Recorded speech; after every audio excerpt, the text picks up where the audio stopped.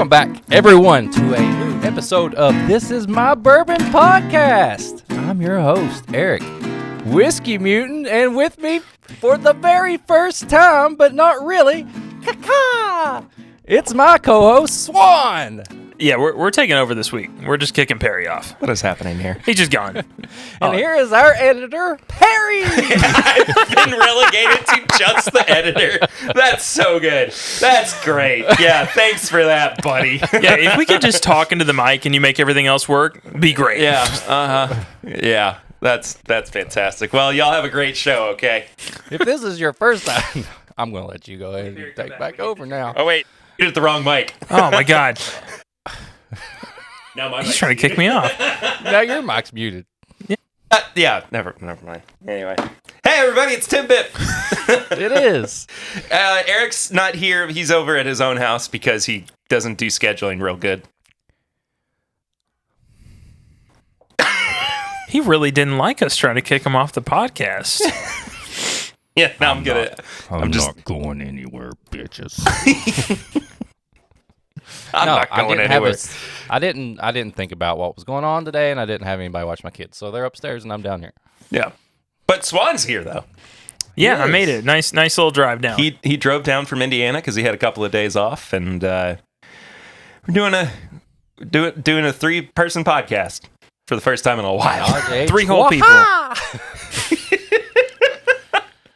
Boy, howdy, things are going to get rowdy. So much has changed. So much has changed. So much has changed. This is not the same Tim Bip that was here This when ain't you your went, mama's when Tim Bip. This ain't your granddaddy's Tim Bip. This is my Tim Bip. Anyway, if this is the first time that you're listening to the podcast or watching it over on YouTube, thank you so much for being here. If you haven't subscribed yet, please do so. And if you're returning, hope you've been well. Appreciate you coming back. Leave us a 5-star rating and review. Support the show on Patreon, patreon.com/mybourbonpodcast for as little as $1 a month. And that's it. Follow us on social media. At MyBourbonPod, at Whiskey Mutant, at SwanTBF. You got it. Yeah. See, I remember things. It's been a while. I remember things. TBF, the Bourbon Finder. The bourbon. Yeah, he's still finding bourbons. Still. The bourbon that In he the found back. for me that He's I'm going to always talk finding it about. in the back. Anyway. Hey, do you want to do sips and snacks? We got a sips and snacks this week. I do. Let's do it. I wanted to. I left y'all some snacks to sip on and eat. So, this is listener snack from Yay. Mr. Bill Robars, a.k.a. Drinking with Wisconsin Bill. Drinking with Bill. What? He's got another one. Beer Lovers of Wisconsin. He's just all over the place. Reviewing whiskeys, beers, restaurants, nuts. I mean, all sorts of stuff. This is from him, though. It is a Rocky Road Rice Krispie treat from Carrie's Krispies. It's really good. Oh, man. Oh, it smells so good. That is a tasty, tasty little thing. Oh, Are we supposed to drink the whiskey already? I mean, you can. Okay. You I can did. drink That it. pairing's You can- phenomenal. You compare it however you'd like. That pairing's phenomenal. I haven't tried it yet. Okay. Okay. I don't like to brag. But I like to But brag. I'm going to do it anyway. Here we go. This is good. This is fucking good. Do a pour over, too. Oh, heck yeah. Okay. Oh.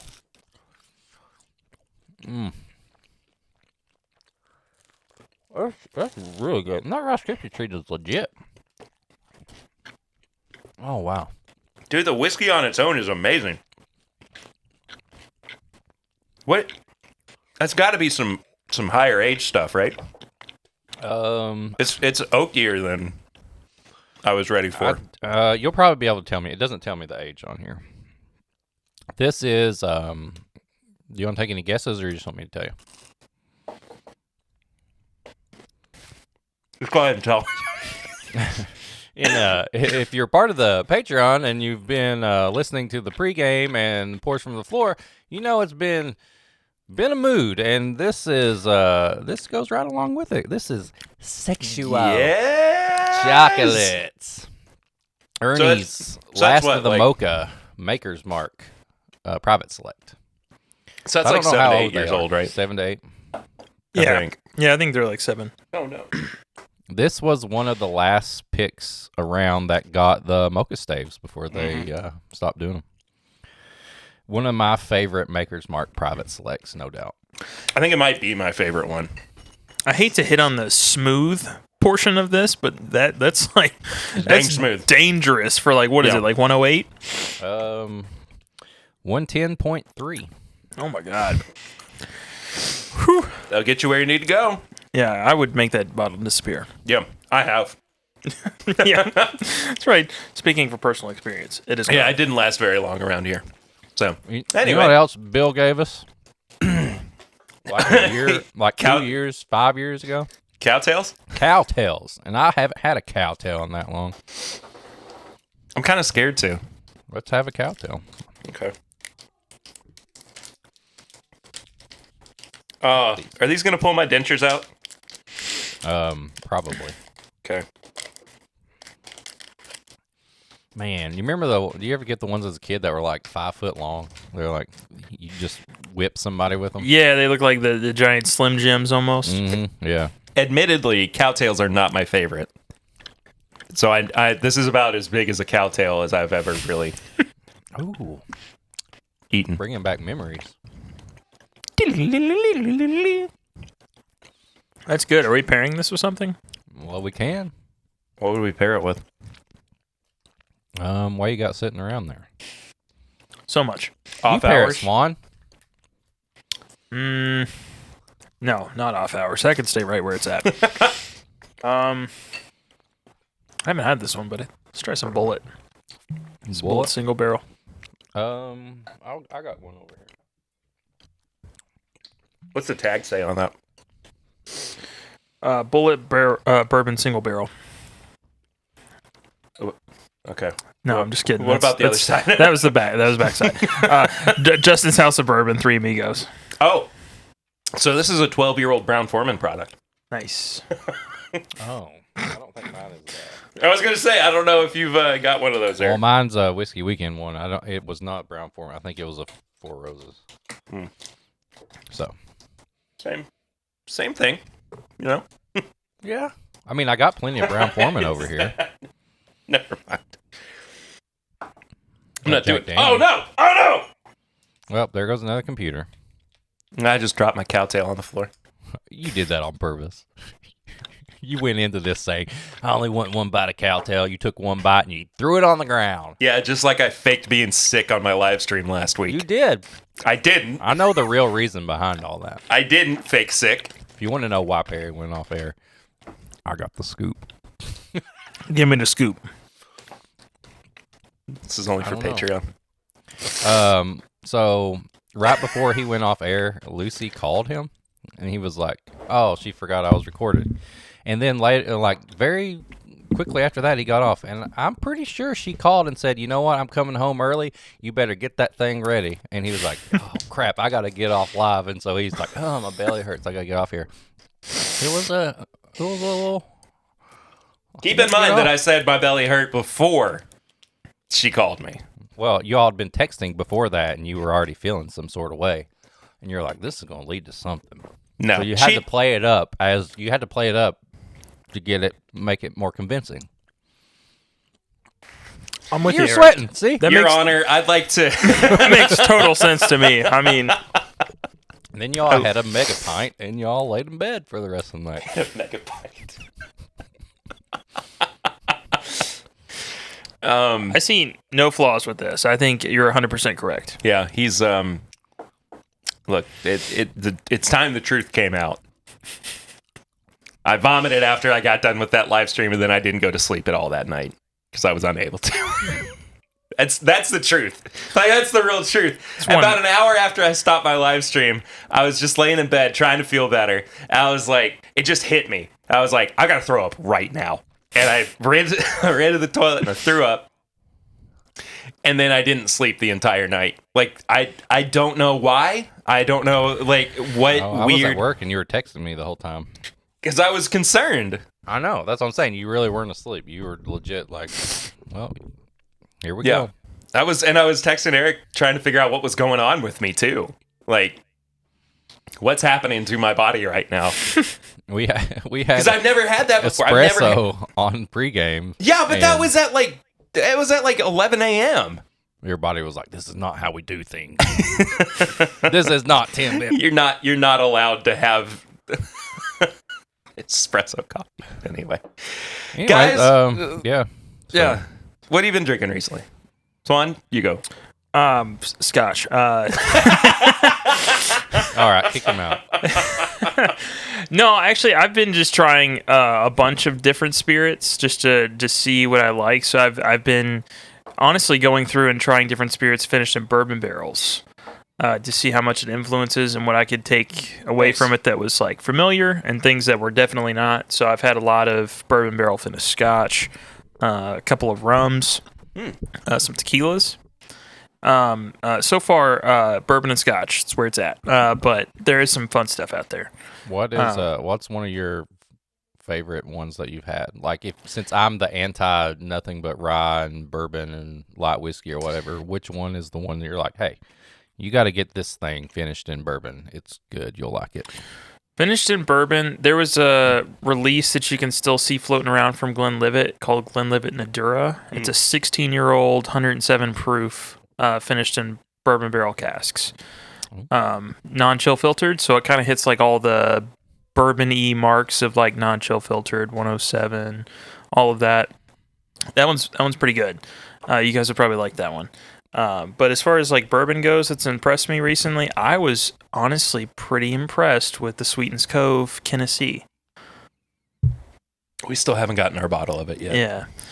So I'm sure you guys will review that at some point. I have not. I have not been a fan, to use Eric's word. It sucks of the of the upper tier bottlings that they do, because now this is kind of like their lower tier. Yeah.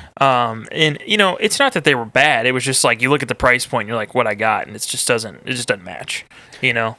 What I think that we've hit the point with celebrity whiskeys where it's not really their product anymore. No, it's not. You know what I mean? Yeah. Because, Sweetens Cove was, in some way, the idea of Peyton Manning. It gets even worse with other spirits, and I'm sure we're probably getting there with bourbon. But, like, for instance, there's one called Flecha Azul that's tequila. Yeah. And Mark Wahlberg literally just bought stake in the company. Yeah. And then they're like, it's Mark Wahlberg's tequila. And it was Casamigos with George Clooney, too. Like, exactly. He doesn't actually do anything to, like, create that product. He's just an owner of it. Yeah, he's just a part owner. Yeah. It's kind of silly. Some of them are not too bad, but some of them have been pretty rough. I don't think I was unfortunate. in the right mindset when we tried. You were not. You were not. You were there to party. The neck pour of it was really good, and then I let it sit in the glass for a while, and I'm like, this is okay. And then I came back to it, and it was pretty good. When Chad, my daily, goes, well, it's pretty good. I like it. I go, what? He goes, yeah, after like four drinks of it, like I started liking it. I was like, it took you 4 times to like this thing? Your inclination, though, is to always counter whatever Chad says. Just oppose Chad as much as you can. That's your MO. So I mean, I do the same thing. He's just got that face, you know, like you just. Are you against him now too? Is this now canon with Tim? Thank you. Yeah, right. Like, I mean, the hair's like perfectly done. You just gotta hair. you just gotta pick on him a little bit, you know. Anyway. I'm all about it. Eric, what have you been drinking? Benchmark. Just regular Benchmark. No, I had some. The one bourbon that has always given me a headache immediately. Regular Benchmark. I had some foolproof Benchmark the other day, which was really good. I'd like finished the bottle I had, and then I bought like another one, and I hadn't opened it for a while, and I went back to it, and I was like, man, this is the perfect thing. Like, I'd had a long day. I didn't really feel like worrying about anything. I just wanted something high proof, and it like It was perfect. And then I think, out of all the ones I've had, I think the top floor one is my favorite. I'm with you, man. A lot of people are saying that. That top floor is good. I took it to the movie theater the other day. I put it in my little flask and did my little buy cheap thing to get the glass, and then so I had it while I was watching Buzz Lightyear, and dude, I love that pour. Like, to be 86 proof, it doesn't taste 86 proof, and there's a lot of flavor in it. Yeah. I think when we reviewed that, like, I specifically said, stop the podcast. I think this would make the best bourbon and Coke. Yep. Just because it's a good mixer, it's good straight, all of it. And we compared it to Jack Daniels, just because that's kind of like if you order something at a bar, that's what you're going to get. And, I mean, it was significantly better. Yeah. I mean, it's a flavorful pour, especially if it's going to punch through all, like, the caramel and all that in the Coke. So, I mean, it's nice. Yeah, I'd highly recommend Top Floor if you're wanting to grab something low proof and cheap. Yeah. It's weird that is the one that has become, like, the best out of the bunch. Because you've got, like, Baby E.H. Taylor Bottled and Bond in there. You've got you've basically got, like, Buffalo Trace single barrels and small batch thrown in there as well. And Stag Junior Jr. Yep. with the full proof. But then the one that everybody has been saying basically is the best is the one that has gotten the most exposure to the elements. I think it's an experiment, to be honest. Like, we're gonna have, it has to be. Yeah, we're gonna have like an E.H. Taylor top floor or something, in a year or two. Top floor survivor. Top floor survivor, yeah. Only 48 ounces of this whiskey made it through the seasons. This barrel fell from the top floor, and we were able to save 2 bottles. Freddie Johnson caught it with it in his hands. Freddie's fingers. Freddie's fingers. E.H. Taylor, Freddie's finger batch. What? That sounds more like a Booker's release. It really does. Yeah. They got some names, man. We're going to be talking about the newest Booker's batch. I saw that soon. today, too. I thought about it. Yeah. Just because I haven't had one in a while. I haven't either. I have not bought a bottle of Booker's in...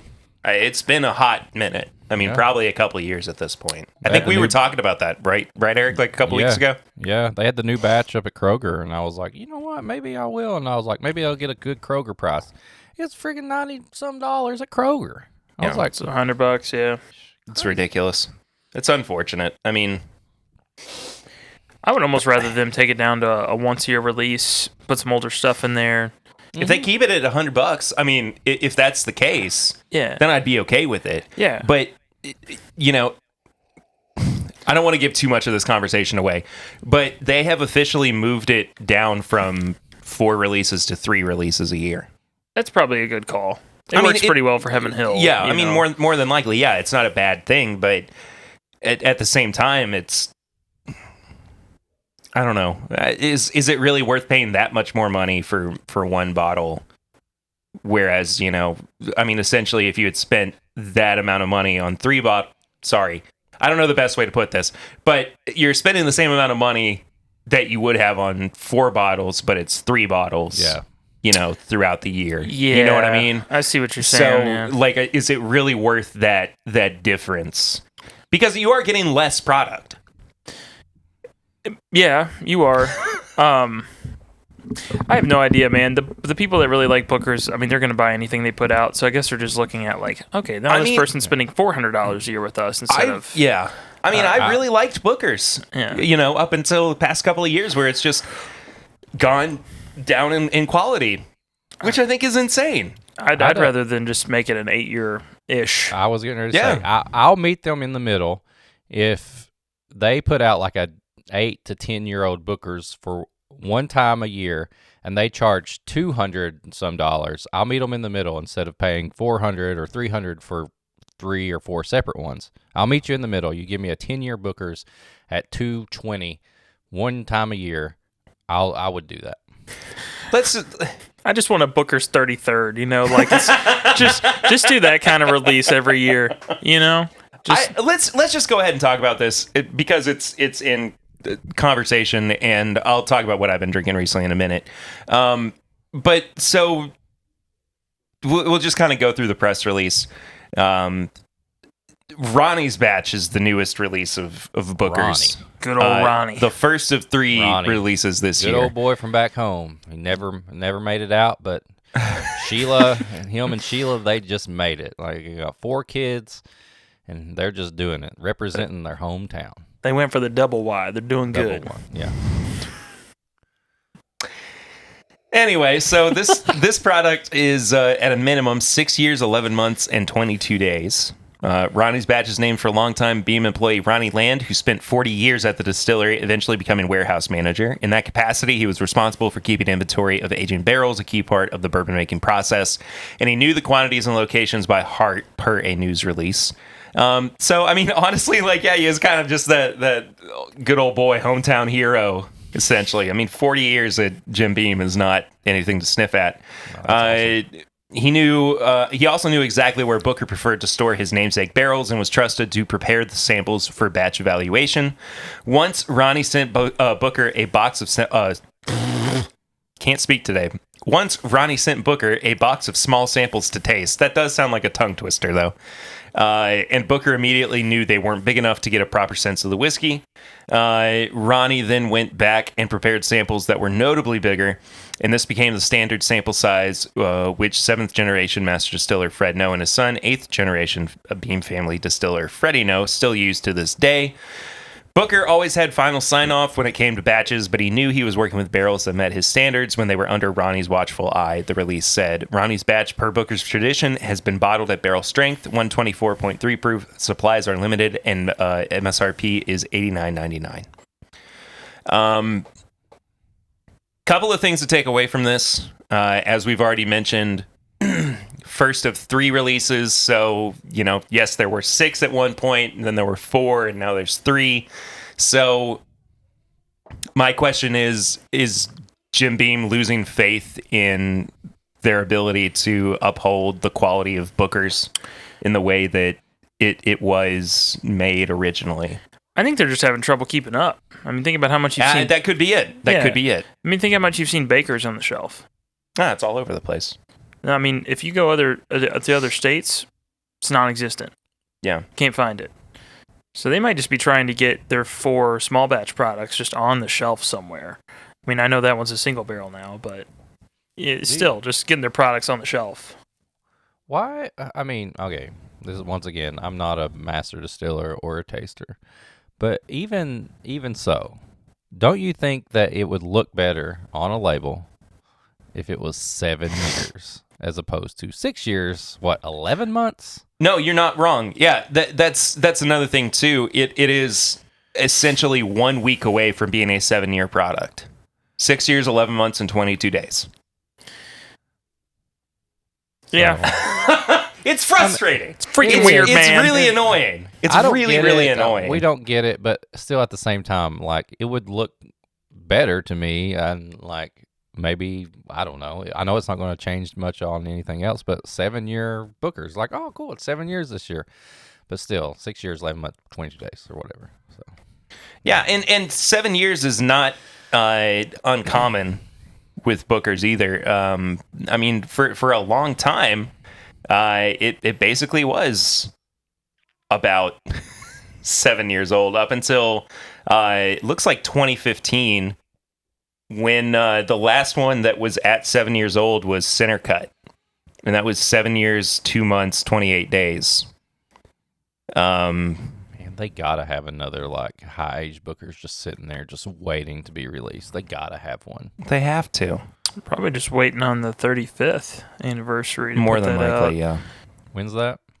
I think 2 years. Yeah. That sounds about right. Yeah, because I think the 30th came out in like 2019. I think we just talked about this too, but yeah, that sounds right. Sorry, anybody who's going, yeah, you just had this exact conversation. But we drink whiskey and we don't always remember the exact things that we talk about. We talk about whiskey and we may talk about it more than once. Yeah. Just bring me a Booker's Rye again. Yes. I wonder if that's ever going to happen. Yes. Yeah, I don't know. Like, truly, I wonder if we are ever going to see a Booker's Rye again. I hope we do. I genuinely hope we do.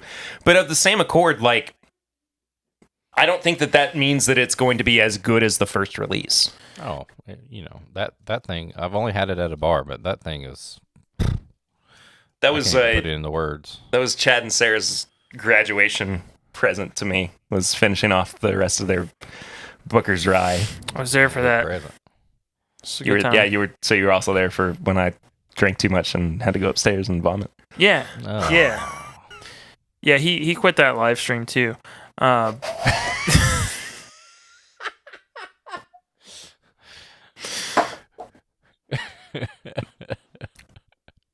Yep. Anyway, Oh, I will good. say That's so there are a couple of things that I want to point out about this too. For the longest time, we were told that no, the price of Booker's is not going up. And I mean, this is confirmation that it has. I mean, 2 years ago, it was $59.99, $69.99, or whatever it was at MSRP. And now here we are literally stating in the press release, $89.99. Yeah. So they can't keep denying that Booker's is not getting more expensive, because it is. They can't get around that fact anymore. Yeah, I'm less mad about it though, just because at the time I was like, oh, I'm not getting as good of a deal as I used to, and then now I'm looking around on the shelf going, oh my gosh, there's so much over $100 Yeah. anymore. Yeah. And I'm not it's buying usually this now anyway, so. yeah. I mean, we'll review one later today, even that's significantly younger for relatively the same price. Like That's true. I mean, it's it's hard to look at that and think, oh man, this is an absolute ripoff anymore.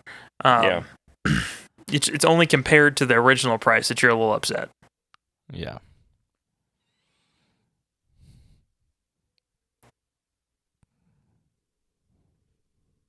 Hold on. Sorry.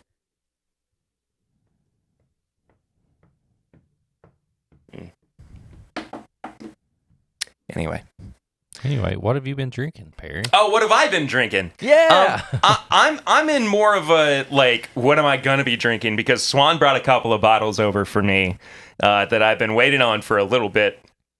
One was a Russell's Pick. I've not had a new Russell's Pick in a really long time. Warehouse K is a brown sugar bomb. I mean, that's all it okay. is. I think We're I have gonna- Blend we're gonna- K over there, and that's...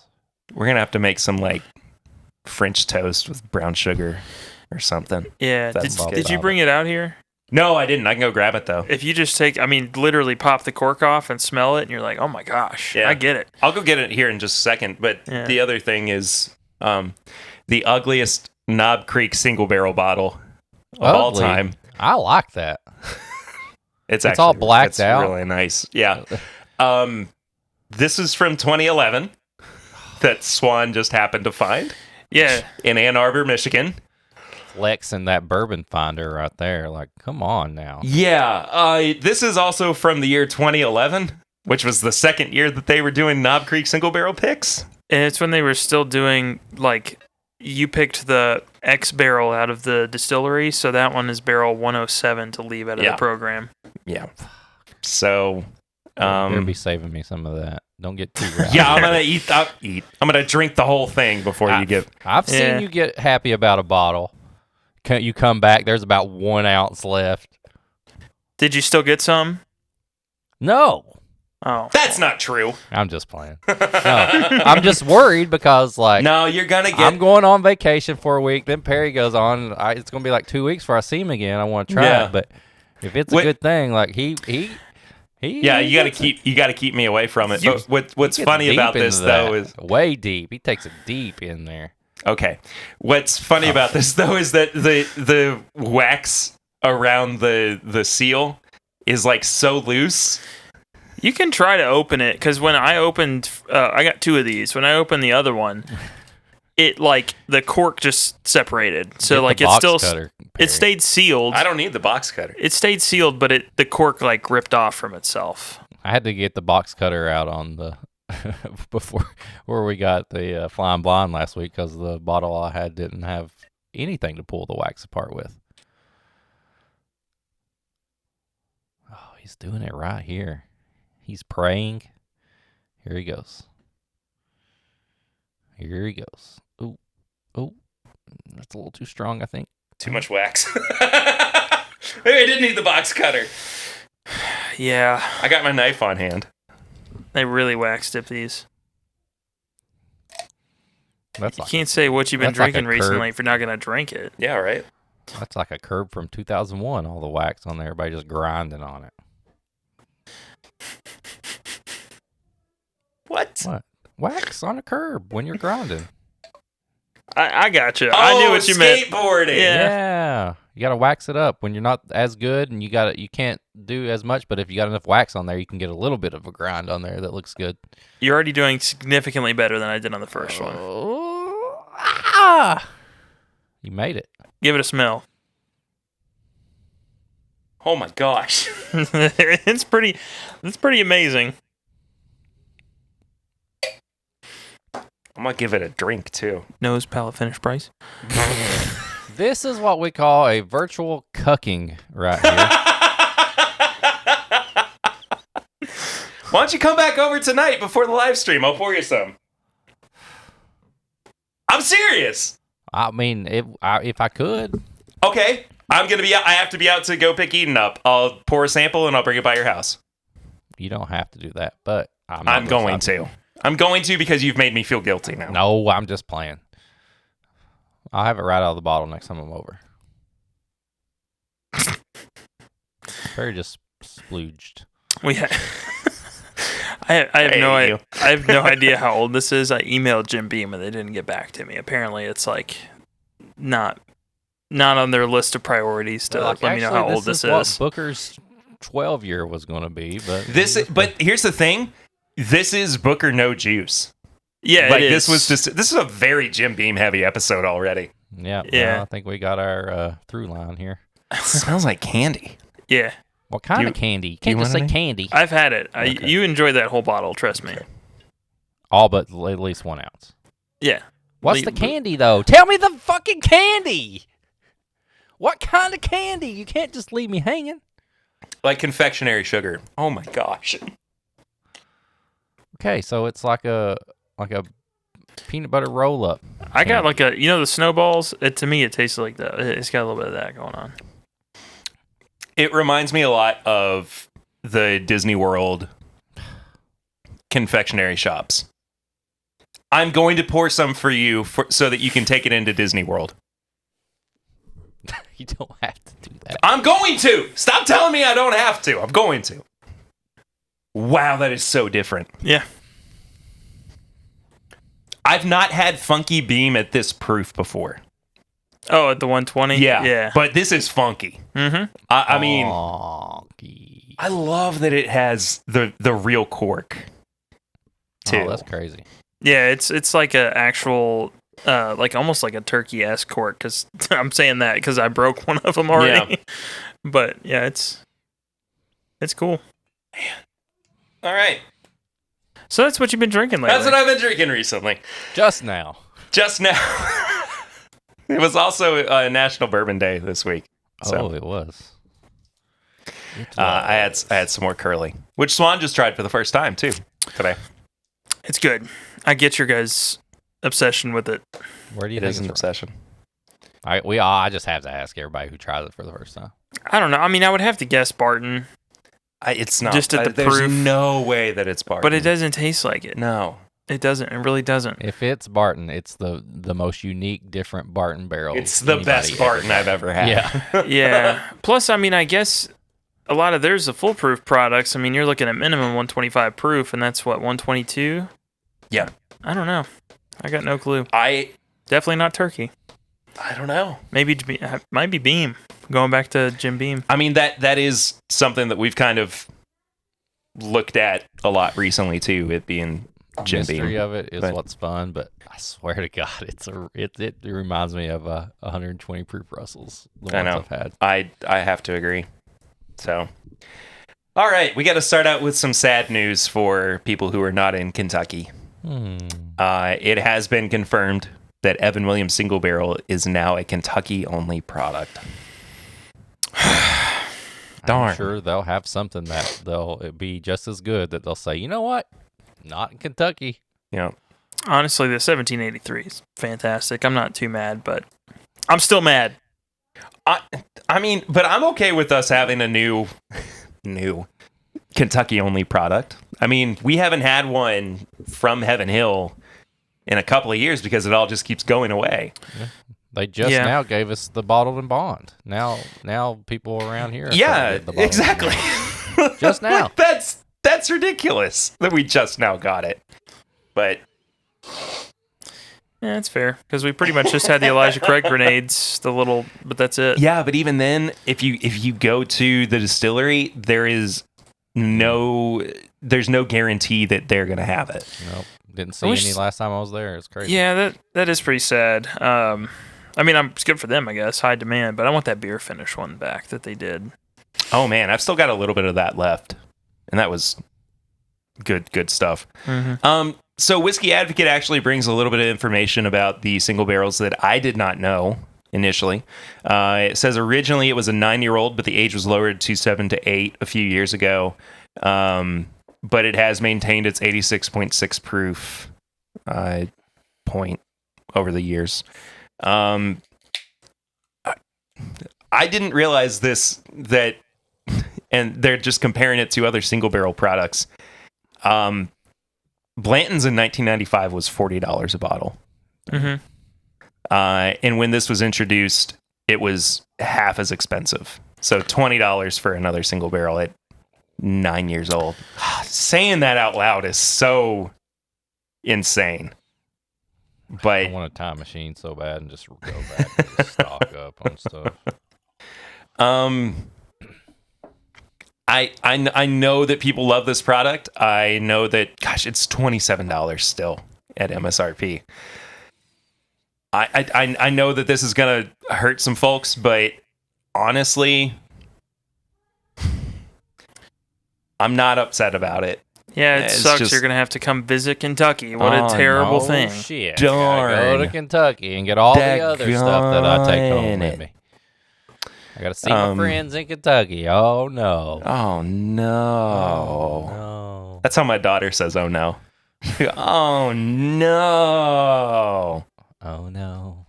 Oh, no. Oh, no. Oh, no. We talked about this not too long ago, but Angel's Envy has announced an expansion of their brand and their first. Okay, hold on.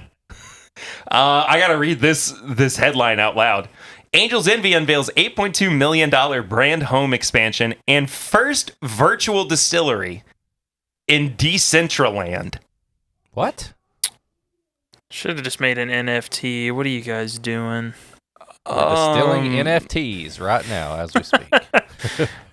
Nah, that's kind of odd. With the launch of Angel's Envy's Meta Distillery, the super premium bourbon brand becomes the first in the Bacardi portfolio of brands to create a brand home in the metaverse. Users, aged 21 up, are taking on a series of gamified experiences such as a mash bill challenge, cask personalizations in the barreling room, and an ingredient quest to create cocktails.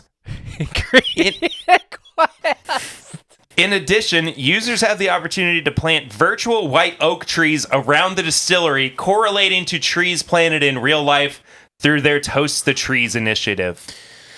What? Okay, listen, we're all nerds here. We all love video games. No, this is not being that's nerdy. Just this is ridiculous. This is the stupidest thing I've ever heard. We are excited to welcome the first distillery in Decentraland with the Angel's Envy. Decentraland is so stupid sounding too. With the Angel's Envy Meta Distillery, said Adam Dakota, head of partnerships for Decentraland Foundation. As we have seen over the past several months is how that's supposed to be said. People want to engage in the metaverse with activities and goods that they can relate to from this reality. Oh my gosh. This reality. The Angel's Envy Meta Distillery creates a new way for people to engage and celebrate in the metaverse. I'm sorry. This is the Google AI robot that's now sentient, like a step too far, I feel. Do you remember when in The Office, Dunder Mifflin ended up making a website and then it got taken over? Uh-huh. I feel like this is going to happen. This feels like somebody I want to be there for the pitch meeting on this. Could you imagine? No.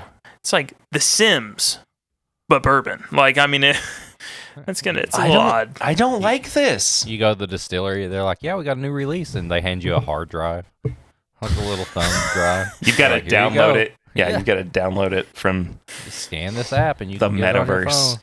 Here's our newest release. Here's a QR code for it. Listen, I want bourbon and whiskey to drink while I'm doing video games and movies. Yeah, I don't want fake I don't bourbon. I don't want to have it on my phone and just be like, yeah, I'm watching the. You know what this virtual screams? distillery. What this screams is that it's going to wind up becoming like a big microtransaction thing as well, where you're buying tokens so that you can speed up aging and you can get your bourbon quicker a and finish. You're like, oh, I'm yeah, gonna buy exactly. that Like, chocolate finish or something. I'm just trying to think of like who the audience would be for this. Like I don't know. I Yeah. don't know. Like, part of it does feel like they are planning for the future of bourbon drinkers, but there's nobody in the bourbon drinking sphere aside from those who are spending exorbitant amounts of money on bottles who could potentially be asking for something like this. All the kids of the bourbon drinkers who the kids are like, bourbon. But see, My that's the kid- thing is like you're not only banking on people being excited about this new venture that hasn't even really started yet. You're also just the level of investment that you're putting into something like this is absurd. That is way too much time and thought put into something that definitely will not work. It's not going to work, right? Am I can't- crazy? in my head, I can't make it work. But I'm just curious, like, Somebody's going. so if I'm a Scotch fan and I don't have the money to go to Scotland, or if I'm a rum fan, just I want to go to one of the obscure islands, my only way to see it is virtually. But make that a virtual experience. Like, do a yeah. VR thing with it. of the actual as a- distillery, not a Yes. virtual distillery. as opposed to essentially creating a virtual world. yeah, I mean, I feel like even a well curated YouTube video would kind of satisfy that need. I don't think that's what a lot of distilleries were doing when the pandemic hit. Like, they Yeah. were creating virtual tours for people. Yeah. And I mean, I could even see them maybe doing like I'm going to send you the grains we use, like a small sample, so you can get the smell of what you would probably get out of some of these things. Maybe send you a piece of the barrel that they've cut up, and some sort of like tie-in to a Yeah. virtual experience. But yeah, a virtual tour with some samples and like you were saying, like little pieces of wood, like a whole experience. yeah, like it's obviously I can't get in my house to go do this, but I'd still like to experience. That makes sense. A whole like made universe around whiskey. It's a little too hard much. for me to wrap my head Yeah. around. Who knows? It might take off. We might be the weird ones out of the bunch, Well, but I just don't see it happening. I think the reason that it Boomers. is the reason that it is so weird to us is that bourbon is a very it's a very tactile experience, right? It's something that you can purchase and it sits in front of you and you experience it by smelling it and tasting it and like that just is not possible with the way that they are talking about this new Decentraland nonsense that or whatever they're doing. It just does it's not actually participating in the act of drinking or celebrating bourbon. It's like the most convoluted way of getting around it while still trying to make people feel like they have some kind of stake or some kind of like involvement with the bourbon making process. Yeah, I mean, the only plus side I'll give it is they're not coming up with some crazy brand story of like back in the 1800s, this, that, and the other. They're like, okay, we don't have this crazy backstory. We don't have some, we're not the True, first though, to yeah. invent some random crap, so we're going to do something futuristic. It may not work, but at the same time, they're not just kind of curating some weird backstory. They're just looking like, what can we include into bourbon culture? What can we be the first of? You know. Again, I don't really see it working though. I don't either. Back in 1985, Grandpa Envy had a Nintendo cartridge. Grandpa Envy. That he converted into a virtual distillery. Angel S. Envy. We found the original cartridge, and we gave it a good blow, and then it worked. Wait, And what now- year did you say? 85. Oh, okay. I thought you said like When the 1895 or something. No, when the NES came out. And now we've brought it to modern digital social media. Welcome. So it's a to the ROM. Envyverse. It's a ROM ripped from an old. Yeah, that's the original recipe of this experience of this I virtual hate it. distillery. It's giving me a headache. Like I can't think about this too much longer. So let's please move on. Jack Daniel's Tennessee Whiskey is launching a new ready-to-drink cocktail. With the Coke Zero Coca-Cola. one? Oh yeah, Yeah, they even did a Coke Zero version, which I greatly appreciate. that's awesome. I'm gonna drink the heck out of this. Heck yeah. Yep. I see this being like a beach drink. I see this being All day sitting drink. by the pool all day. Yeah, just At my kid's baseball game, you didn't even say that. we won't tell anybody. I think that this is probably the best option that people have for ready to drink cocktails right now. Even though it is kind of like the simplest way of doing it. It's That's fair. what's the one that we had recently? The cherry Bourbanola. cola? Bourbanola. Oh, yeah, that's a great Bourbanola. one too. Yeah. Like Yeah. I think cola or soda, or I mean, if you say soda, but pop and bourbon is that's the best way to go for me. Like that's my ready Yeah. to go cocktail. Yeah. I mean, Cardinal Spirits is making some good ones too, but there's Oh still I've not tried it yet. There's like a bourbon honey lemonade and a couple of others. Yeah. But they're still working on getting everywhere. Jack Daniel's is gonna be able to put it in 50 states pretty quick. Yeah. I think by the time that this actually comes out, we're gonna have to do some kind of like episode comparing the different cola cocktails, ready to drink cocktails. We need to get Lil and Chris to send us some of the wild turkey ones. Because aren't those like only like Australia or at least only like out of state or something like that? Yeah. I want to try those too. We're over here complaining about Heaven Hill not sending it to Kentucky. What's up, Wild Turkey? Yeah, on. Wild What's Turkey going got on, some Wild Turkey? great Get it? and, like, What's up, Wild Turkey? Get it together, Wild Perry Turkey. Want Russell. some non-chill Where you filtered at? stuff. Send that here. Yeah, it's all Perry Russell for sure. Anyway, I'm excited about that. That's going to be fun. Let's talk about some releases before we get to TTB labels. Russell's Reserve 13-year-old's back! It's back! It's back, it's back, it's back. Yes, 114.8 proof, $100 a bottle, which is up from what it was last year. I'm okay with that. That's perfectly fine by me. The whiskey is non-chill filtered, aged for 13 years and bottled at barrel proof. I can't wait. I have to reach out to my bourbon finder again. Since that's how I got the last. What? He's like, I don't know what you're talking about. If it falls into my lap, it's all yours, man. There we go. I think I know somebody else who might be able to help us. Anyway, Woodford Reserve Toasted Oak Oat Grain. That's one of the 375s, right? Yep, $60 a bottle. Anybody want to guess proof? 90.4. 90.4. It's standard for Woodford Reserve. I'm shocked. Who'd have thunk it? You say it was oats, toasted oats. Yeah, Toasted Oak Oat Grain. This limited release bourbon starts as Woodford Reserve Oat Grain Bourbon, which is then finished in a heavily toasted barrel. Okay, so it's... Okay. Whatever. Toasted oats. Yeah. Frank August Small Batch. Frank August. It's a Kentucky bourbon. 100 proof, $70 a bottle. Available in Arizona, California, Florida, Kentucky, Nevada, New York, Washington, and D.C. Frank August is a newly launched whiskey, and its inaugural bottling is this small batch of no more than 15 barrels of high rye bourbon that was distilled, aged plus. That was a weird sentence. Aged 4+ years and bottled in Kentucky at an undisclosed distillery.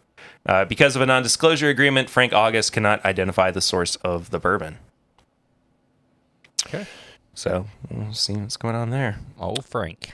Rye 3? How do you say this brand name? I think it's just rye. Do you? Yeah. It's weird. 14-year cask strength single barrel. It's a light whiskey at 14 years old. Different ABVs, $80 a bottle, 6,000 bottles in Alabama, California, Connecticut, Georgia, Massachusetts, Mississippi, North Carolina, and Tennessee. Oh, thanks. Kentucky, I see how it is. But but they're rye. It's the brand rye, but it's a light whiskey. Yep. I don't see the problem here. Is it? No, I don't. But it's is it finished in anything? No, it's just from Virginia Beach-based Phenomenal Spirits. This whiskey was made from 99% corn and 1% malted barley and aged in bourbon barrels. I aged in bourbon barrels. Okay. Yep. Because their rye is finished in rum barrels. Is it? I believe so. So I was curious if it was like rum or something like that. But I not didn't in know Kentucky, so I'm just playing. Anyway, TTB labels. Bardstown Bourbon Company Origin Series. Kentucky Straight Rye Whiskey finished in infrared toasted cherry oak barrels. Laser beams. All that stuff, and that's what he took away. Laser beams. Laser beams. We got it. Laser beams. Lasers. Yeah. Freaking lasers. Freaking laser beams. Lasers. We need to move on. We're bad Dr. Evil. 96 proof, 6-year rye, 95% rye, 5% malted barley from Bardstown Bourbon Company.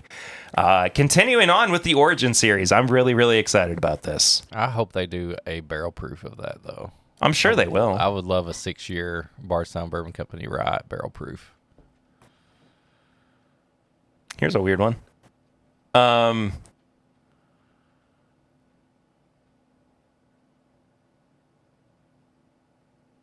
Oh, wow. Town Branch Bourbon. 80 proof. The Derek Ramsey Select Edition. Derek Ramsey was a UK quarterback. That's what we've all been asking for. I'm glad they're finally doing it. I mean, I would have preferred a Tim Couch one, but okay.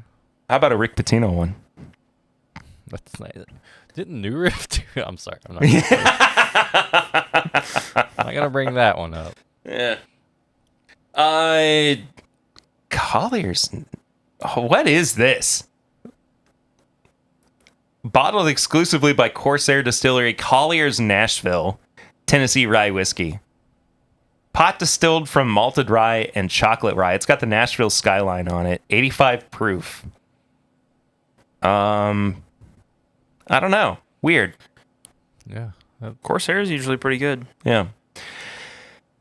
This is something we probably should have talked about in news, but I think that it's not quite gotten that far enough to where it's okay. It's, it's still viable for us to talk about it in the TTB labels.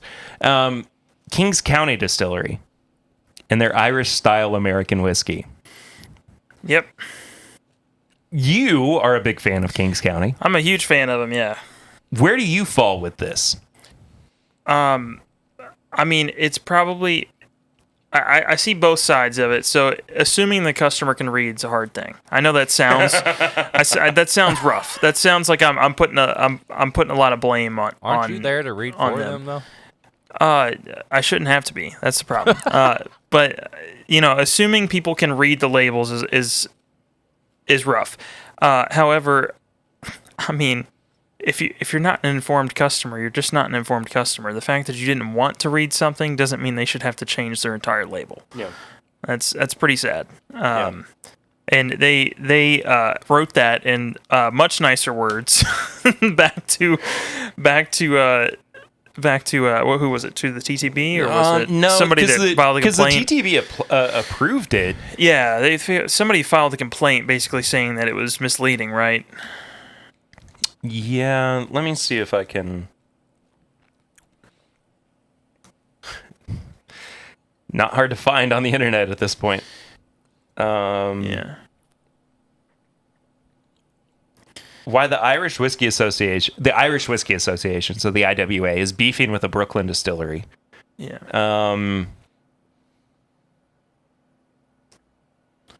Dear Irish Whiskey Association will answer for a lot, but accusing us of misleading consumers is fighting words around here. You want to pick a fight? We return the effort. See attached for our correspondence with your overzealous attorneys, which we thought should be public. Damn. Wow. Fighting words, baby. I mean, honestly, good for them because there's like, I think 3 or 4 main rules for Irish whiskey, and they didn't break any of them. No, and I mean it's Irish style Yeah. American whiskey. Mm-hmm. Like that to me is not as misleading as the IWA is making it sound. Yeah, well, think how common that is specifically in beer. How many people are going to say this is a blank style stout? This is a this style whatever. Yeah. I mean, they use that all the time with no problem. Yeah. And let me tell you, the beer customers can't read any better than the whiskey customers. So it's not like it's been a problem over there. I don't understand why it's a problem for whiskey. I mean, if the Irish Whiskey Society is going to pick a fight, they should just go fight Conor McGregor or something over that Irish whiskey. 'Cause that shit sucks. Yeah. You're saying more over quality than Yeah. the way that they anyway. I think that this is a weird thing that Kings County decided to make public, but at the same time, like, it's good to know that like this kind of thing is going on internally because we know that there are issues within the whiskey industry as it stands, the bourbon industry as it stands, but still it's like Yeah, and there's things with the weird. TTB as well. You're just like, and you approved that? What's going on? Yeah. Like, it doesn't happen often, but you do see a couple it happens that are more a than little you odd. think it does, though. Yeah, like I think my favorite one to look at is the Pritchard's Double Chocolate. It's literally it's like a double chocolate bourbon. It can't be bourbon at that point, but they've kind of been grandfathered in with that title. Yeah. But it's just odd. I don't know how. I don't know why Kings County wanted to make it public, but for my own enjoyment, I'm here for it. Oh no, it's fun to watch. It's it's hilarious. like watching the Johnny Depp Amber Heard trial. Oh, yeah. Yeah. It's a train wreck you can't look away from. Anyway, it's gonna be 375 mils, 90 proof. All that fuss and we're not even getting in a fifth. Yeah, exactly. Let's see what else we got. A bunch this week. Monk's Road, small batch Kentucky straight bourbon whiskey, 94 proof from the Log Still Distillery. This is the brand that it's weeded and 4 years old. Interesting. This is the Dant family's distillery. So, unfortunately, they can't use the Dant name. Hidden Barn Kentucky straight bourbon whiskey. It's a single barrel. I'm gonna do something here, real quick. That's different. What'd you have? I gave him the infinity bottle. Oh, yeah.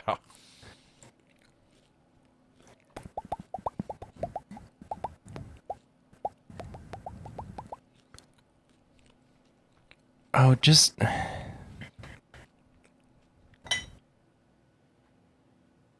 Oh, just do it. Just go on and do it.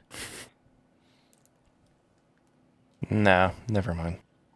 I was gonna try to share my screen so you could see the labels, but doesn't matter. Too much work. Too much work. This is a Neely family release. The Hidden Barns of Kentucky painted black, yada yada yada yada.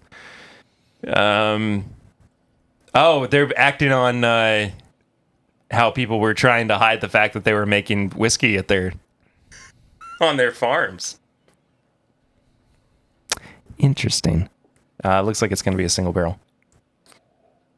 Let's see what else. Barrel and Banter 5-year barrel strength rye from Texas. Wait, Barrel and Banter. That sounds are like they a getting it podcast. from I know. somewhere else? 5 years in Texas would be a lot. I know. I don't know. Maybe they put it in an ice bath every couple months just to cool it down. Yeah. There's so many things that I don't even know. I think the Is there TTB is anything just that kind of looks exploding. good? Anything you're personally interested in picking up? Citrus Distillers Jaguars whiskey. So no. The Jacksonville Jaguars. Yeah. The football team. 93 proof. That's it. That's about all the information we have. Nice. What is this? Woodwork Distillery A. Atschuler and Co. 15-year Kentucky straight bourbon with new French oak. New American white oak and new giant French oak? Non-chill filtered, 100.9 proof. This Kentucky straight bourbon whiskey was aged 15 years in new American oak before being finished in a new French oak cask. Did you just fart? No, that was my chair. I would have told you if I did. I don't try to hide that shit. Literally. For this Flamer's rarest... the flamer. For this rarest release, we reserved the most favorable location in our rickhouse to carry out the secondary aging. Distilled in Kentucky, bottled by Woodwork Distillery in Louisville. I've got no clue what that is. It looks like it's written on an old, parchment scroll. They've got more than just the one, too. Oh, my gosh. Oh my god. What is this? They got a 16-year-old finished in Mizunara? What is this? Angel's Envy? I don't know. The only thing that's weird about that is I just can't imagine how bad your 15-year-old juice that you got from Beam, Heaven Hill, any of that you'd be like, oh, this is not good. Put it in another barrel. Everyone was mad just leave successful just putting it on a nice label and a decent bottle. But what's putting it weird out. about if it is sourced, and it definitely is sourced, Yeah.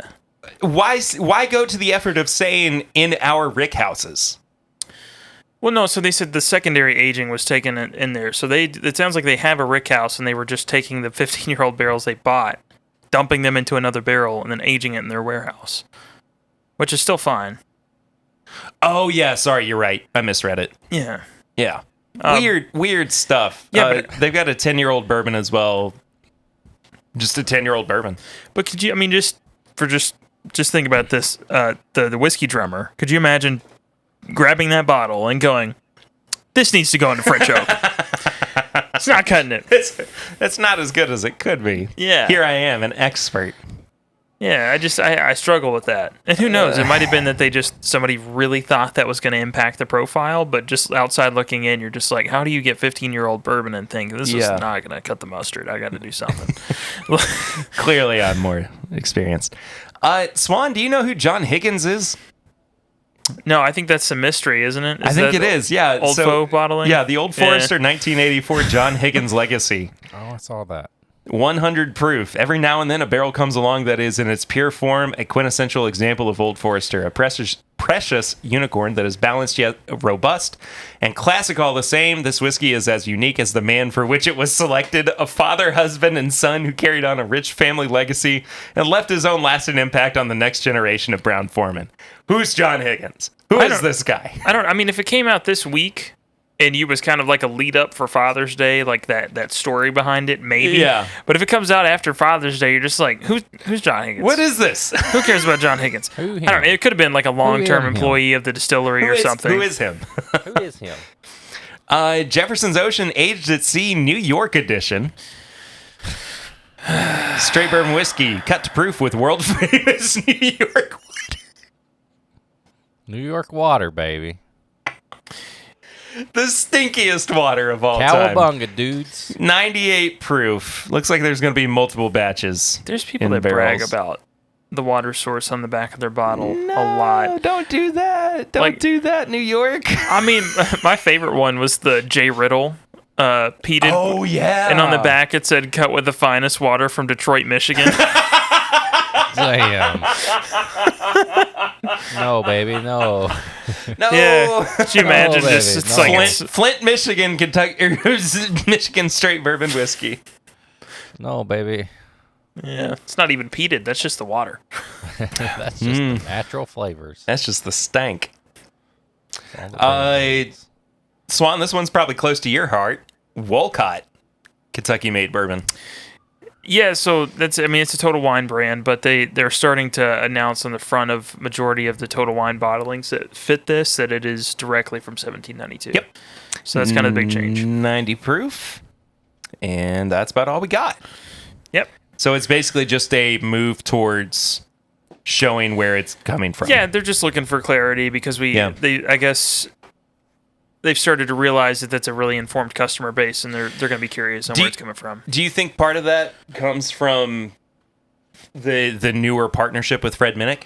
That he's taken a little bit more of a stake in trying to... This was actually changed before Fred Minnick. This is the second Wolcott bottling that's come out that said 1792 on it. And they've done that for a lot of their products. And they've even put one out, which I think is crazy. I don't know why they decided to put it on the front, but it's a 1792 port barrel finish. Interesting. It's a Total Wine product. Yeah. Which is impressive that they were able to pull that off, because I figured that was like a no-go after they've already done a 1792 port barrel finish. Yeah. I don't know.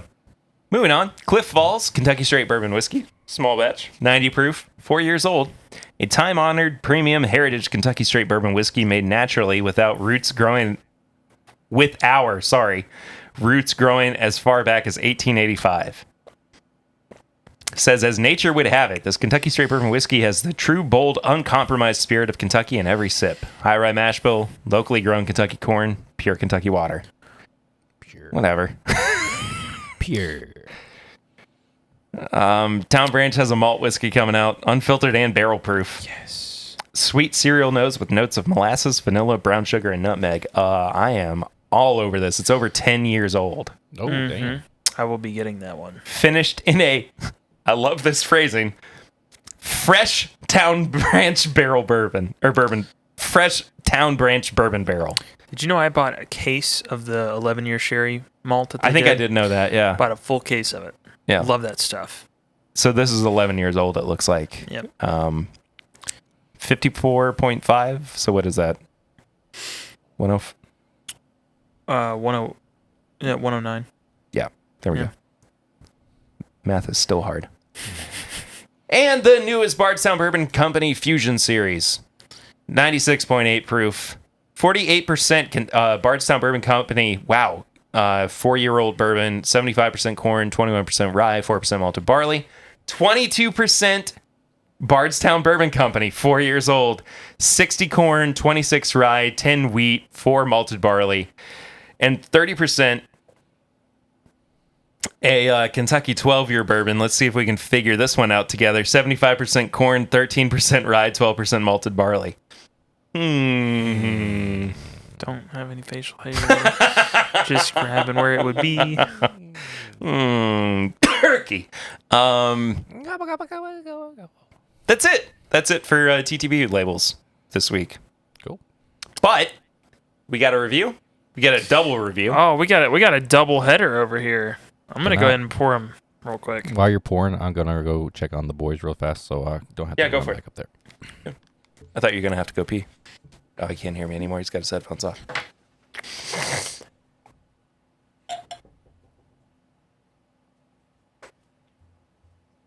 All right, what's the proof on this one? They're both 108. Just had to be different. Swan, I got to say, it's like he never left. I don't know why I put the strap back on there. I just felt like it was... I've just been, like, putting it down.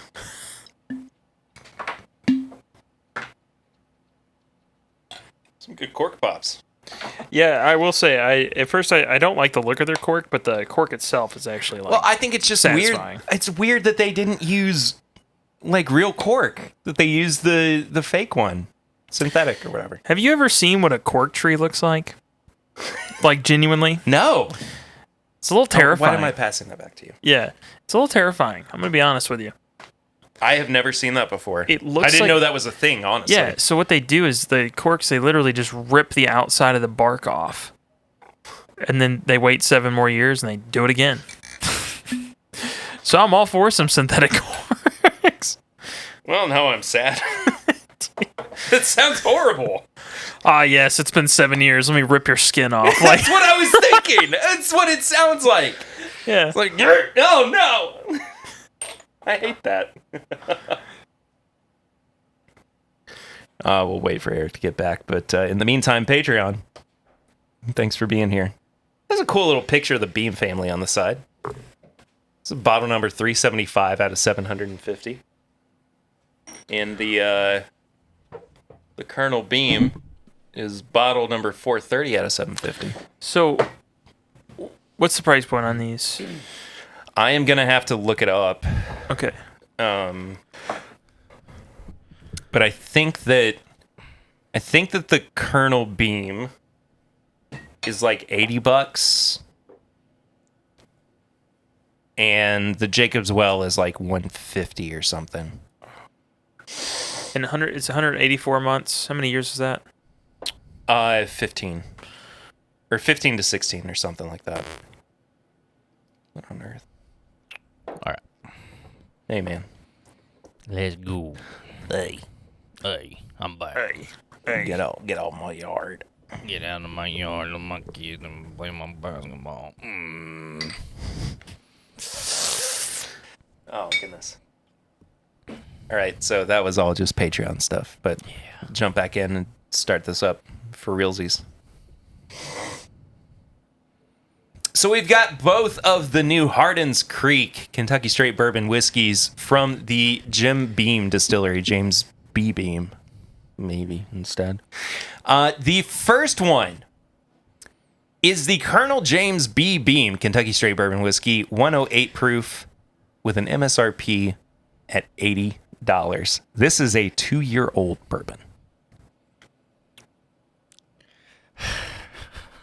2 years old, $80. Now, here's the thing. It doesn't smell like it's 2 years old. It doesn't. It does not smell 2 years old. It doesn't smell super old, but it doesn't. But it doesn't smell super young 2 either. years old. Yeah.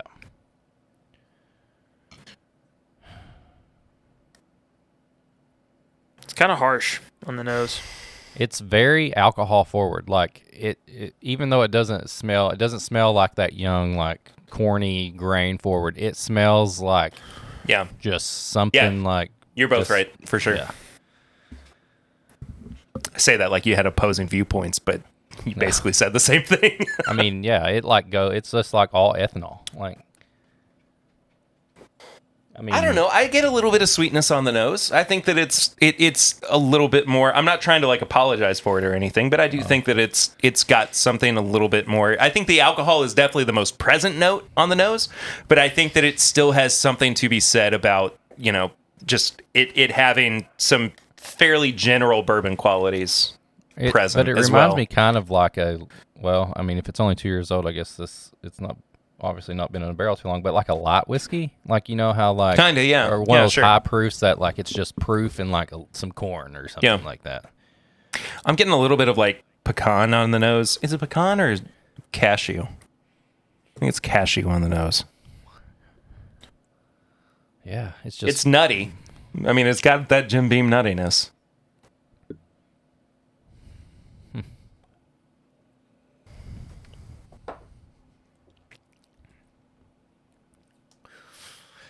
well, You don't like it? I don't like the finish. Like, I was okay till the finish. It's kind of sour to me, but at first I was like, okay, like this is a decent pour, but like that finish got me a little bit. I don't know. What say you? I want to go last. I have a strong opinion about this one. Really? Yeah. Okay. I genuinely enjoy this. I like this. This is now my third time tasting it, and I think each time I have enjoyed it more.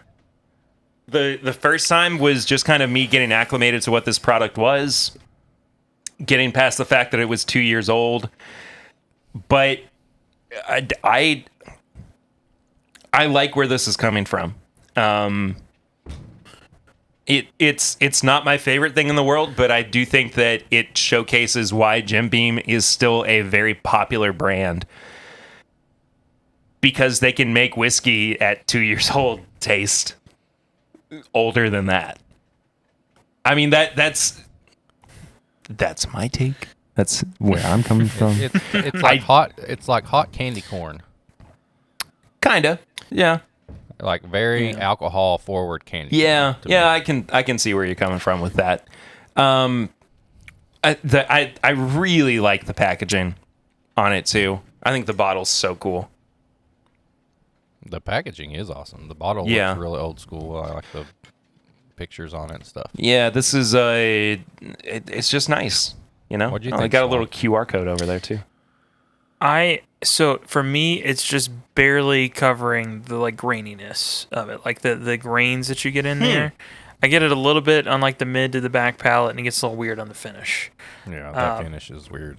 Yeah, the only thing that I really just don't care for is there's companies that are doing stuff that are also 2 years old, their own distillate, and I feel like they're doing it better.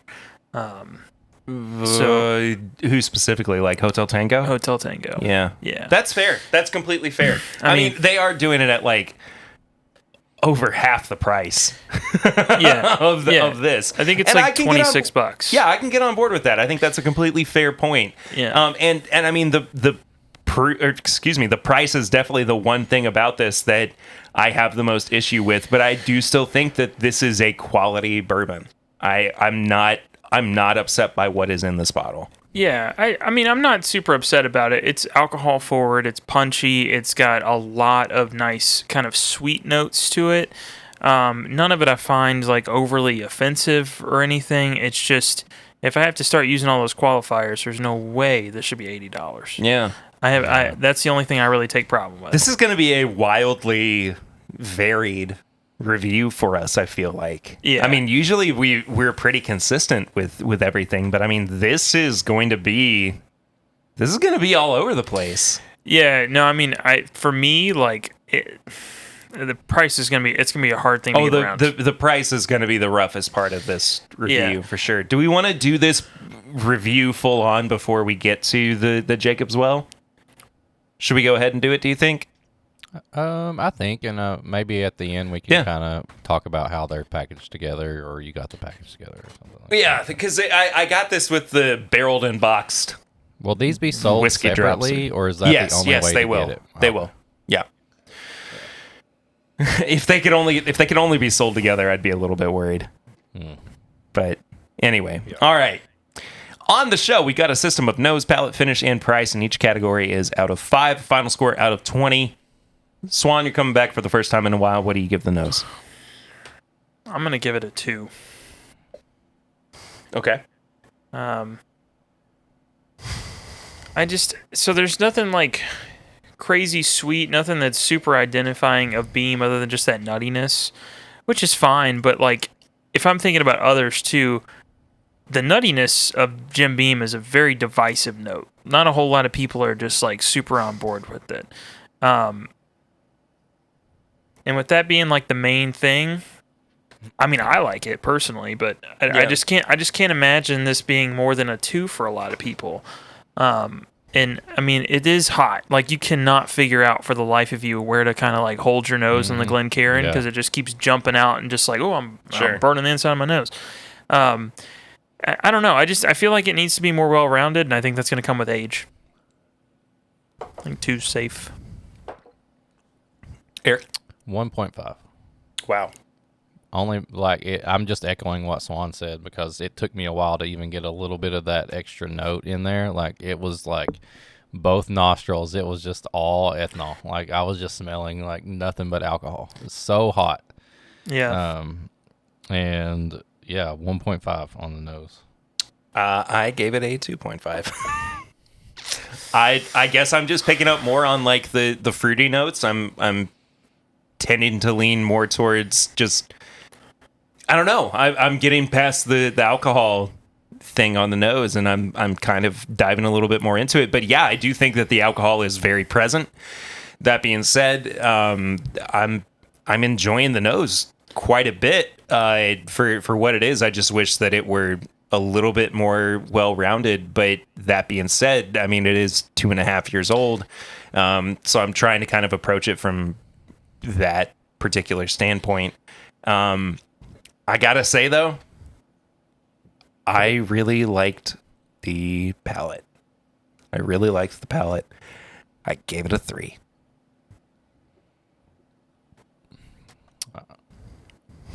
I'm going back in. Yeah. I gave it a 2.5. I got a really heavy candy corn note on it, like I said, like hot candy corn. And I'm not the biggest fan of candy corn, but I kind of like that weird note. Yeah. That weird candy corny, waxy thing. Like, it's kind of funky to me. And after, like, it hits you right in the front to me, or it hits me in the front like that. Yeah. So I thought that was kind of cool. But after that, I didn't really get much after that. So 2.5. I gave it a 1.5. Yeah. To me, it has like a taste and a smell that reminds me of walking into a barn full of hay. Okay.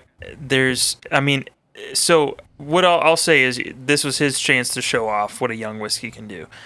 I think he covered up that like ultra graininess that you get from corn and all that pretty well, but you still get elements of it in there, like the rye is a little punchy in there. The actual like corn itself has that slight dusty quality, but it's not overly sweet. I just don't. It's not coming together for me. The redeeming notes in there is just kind of like a like Eric said, a slight candy corn note. The mid and back palate is not awful, but I mean 1.5 for me.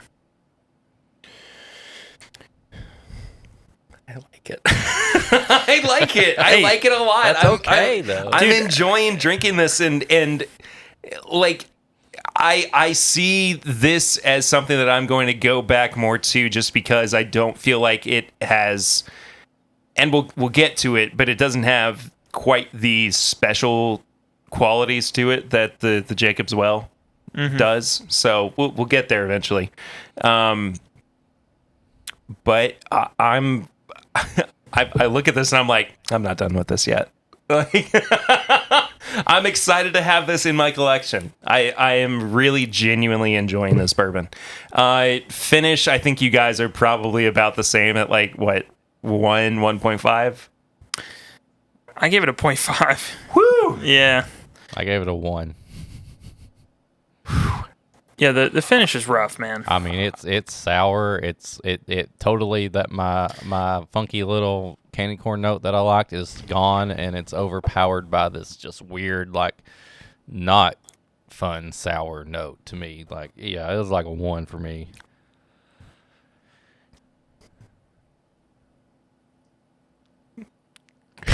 Listen, man, you got so much whiskey in this room. I gave it a 2. There's okay? There's a That's not reason much. there's so much, because everyone has different tastes. Yeah. But I didn't like it. I'm with Eric. It's sour. It's like, I like the finish. Yeah. I like the finish. It reminds me of like sour candy. I don't Not want that in a whiskey. sour. This is like sour, something's gone bad. Like, it's not like, No, I don't get that. I don't get that at all. no, man. Yeah. I get the feeling that I've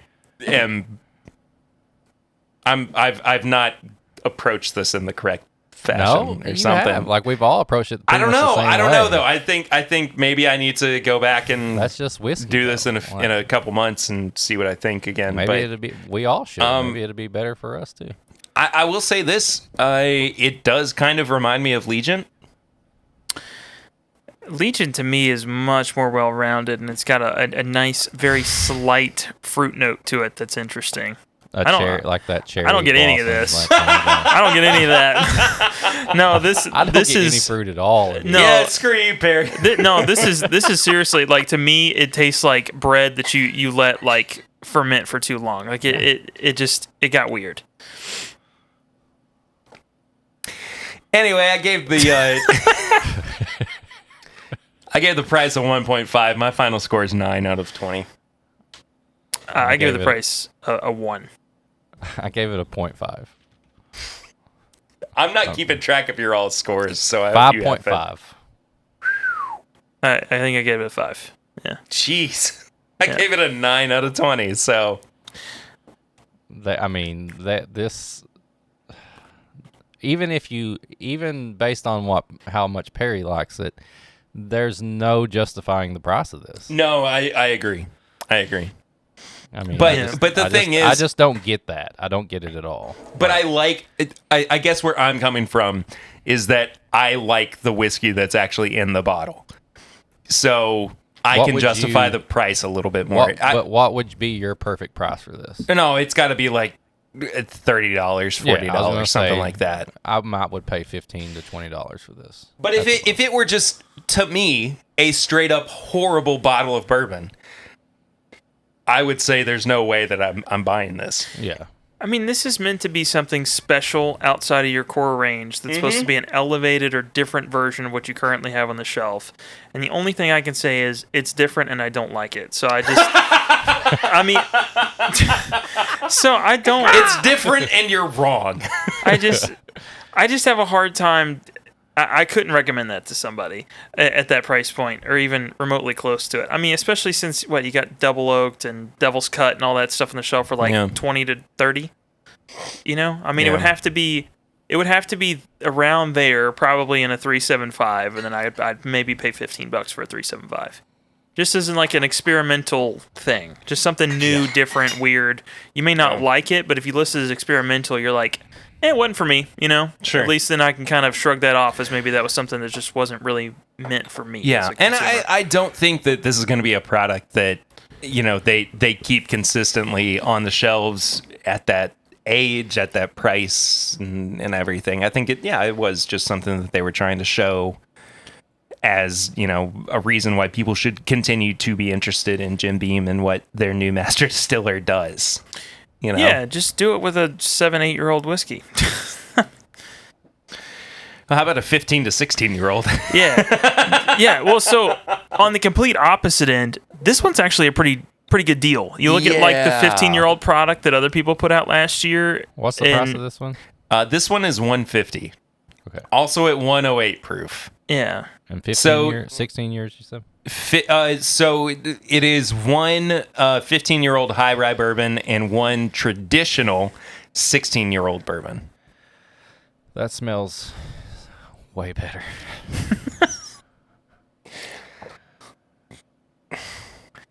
I really feel like you wanted us to like this, and I'm sorry that I did. No. It's okay.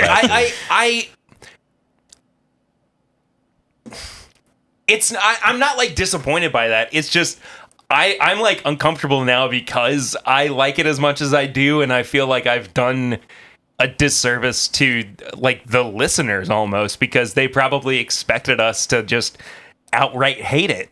Don't feel bad. Some of your listeners are probably going to like Basil Hayden. You don't like Basil Hayden. That doesn't mean that's true. It doesn't mean you can't talk about stuff you don't like. Yeah, but I really do enjoy the Colonel Beam, and I mean that I'm going to finish that bottle. Like, it's not a drain pour. It's not going anywhere. Like, I'm gonna share it with people, and I don't think anything is a drain pour, and I don't think you should feel like a disservice because, like Swan said, everybody's different. Some people are going to love it. Some people are going to hate it. That's just how it is. That's what we do.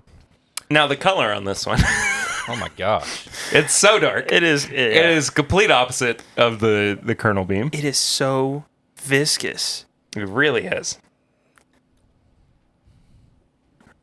Oh, I just.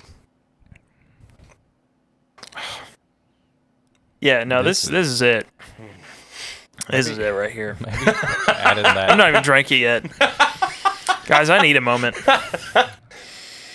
Perry, I'm going to need your guest bedroom. That's worth the price of admission right there. Wow. Oh, you know what, Eric, though?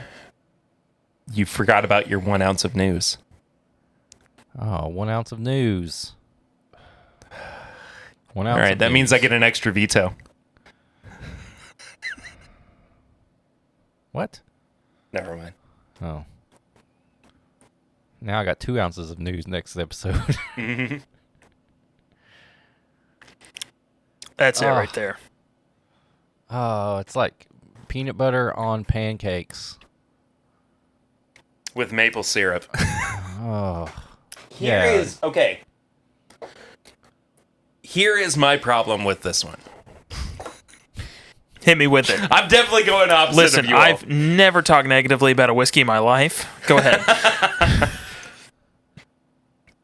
And I okay, I'm actually going to read this as close to verbatim as I can because I said it the other day and I feel it very strongly. The biggest problem that we have with this particular bourbon is that we know what this product is like at essentially a cask strength level. At a single barrel level. We bought it for years, we loved it, and now it's just gone. And we're getting products that are not quite half, but close to half of the age of what it was originally, right? Yeah. And I know that there's a high rye version of this in here, but there's also what we knew and loved for so long at the core of what makes this whiskey. And it reads a lot like those old Knob Creek single barrel picks that were at 13, 14, 15 years old. But I feel like it's missing that. Like it's missing that extra something special that made those single barrels so unique and something worth like hunting for and going after.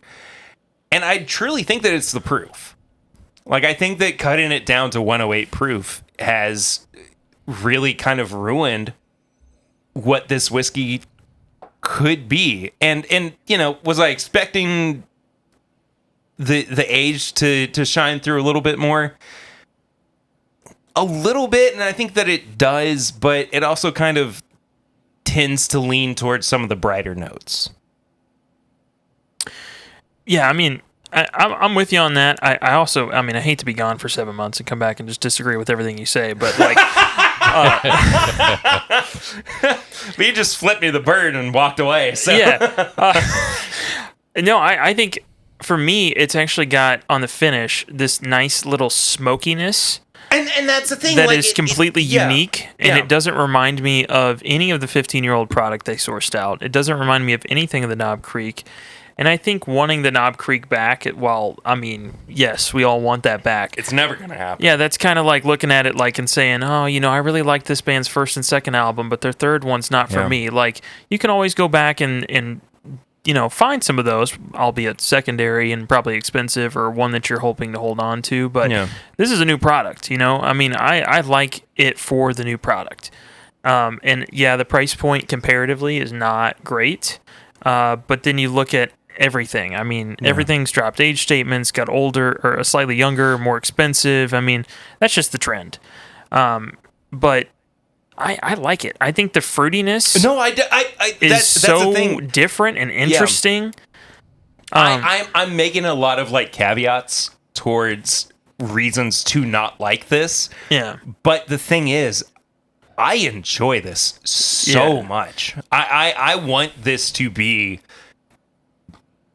like the new standard for what we should strive for with really good ultra premium bourbon. It's so strange. It gives me almost like a slight Scotch influence, like where they've got that it's that lower proof. Yeah, it's just that, and it comes off the still at a lower proof as well.